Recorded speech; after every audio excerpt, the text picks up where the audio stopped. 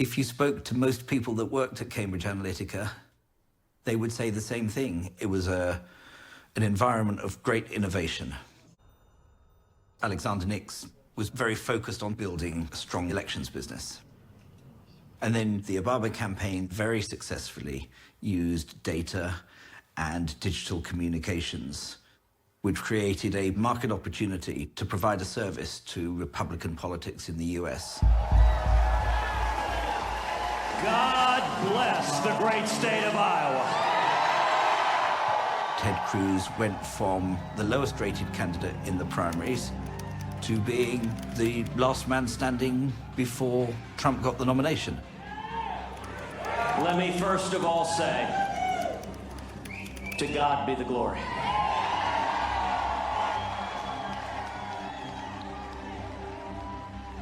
Everyone said Ted Cruz had this amazing ground game, and now we know who came up with all of it. Joining me now, Alexander Nix, CEO of Cambridge Analytica, the company behind it all. It's fascinating, Alexander, to look at all the work that goes into the ground game. Have any of the other candidates called you? Well,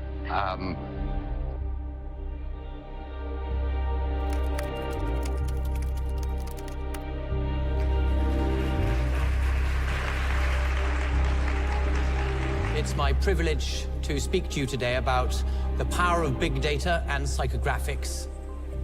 when Cambridge Analytica joined the Trump campaign, we were an attractive proposition. We just spent 14 months working on the Ted Cruz campaign and had collected a huge amount of voter data and research, which we were able to hand over to the Trump team.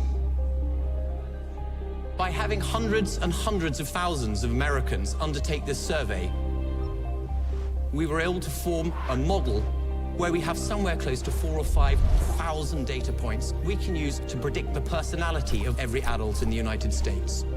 Because it's personality that drives behavior, and behavior that obviously influences how you vote. We could then start to target people with highly targeted digital video content.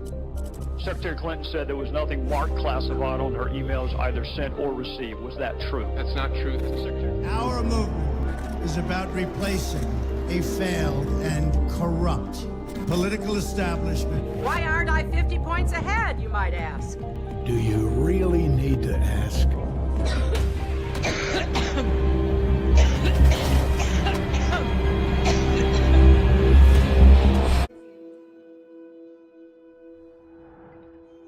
Remember those Facebook quizzes that we used to form personality models for all voters in the US?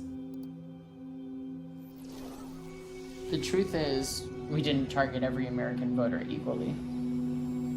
The bulk of our resources went into targeting those whose minds we thought we could change. We called them the persuadables. They're everywhere in the country, but the persuadables that mattered were the ones in swing states like Michigan, Wisconsin, Pennsylvania, and Florida. Now, each of these states were broken down by precinct.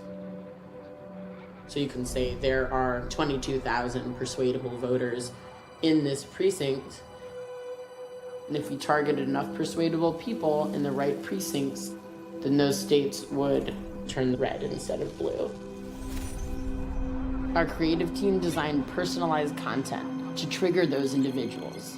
Terrorists love porous borders. Widespread gaps in border security allow terrorists to... We bombarded them through blogs, websites, articles, videos, ads, every platform you can imagine, until they saw the world the way we wanted them to. Until they voted for our candidate. It's like a boomerang. You send your data out, it gets analyzed, and it comes back at you as targeted messaging to change your behavior.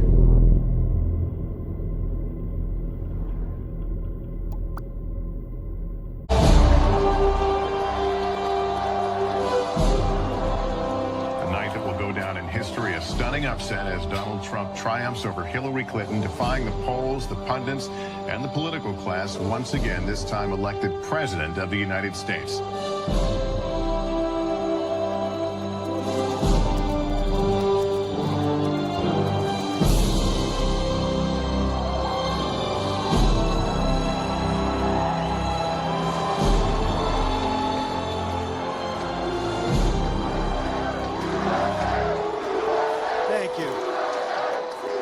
Thank you very much, everybody.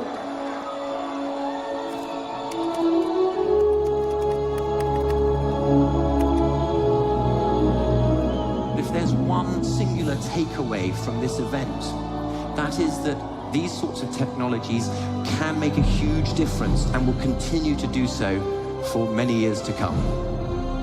Thank you.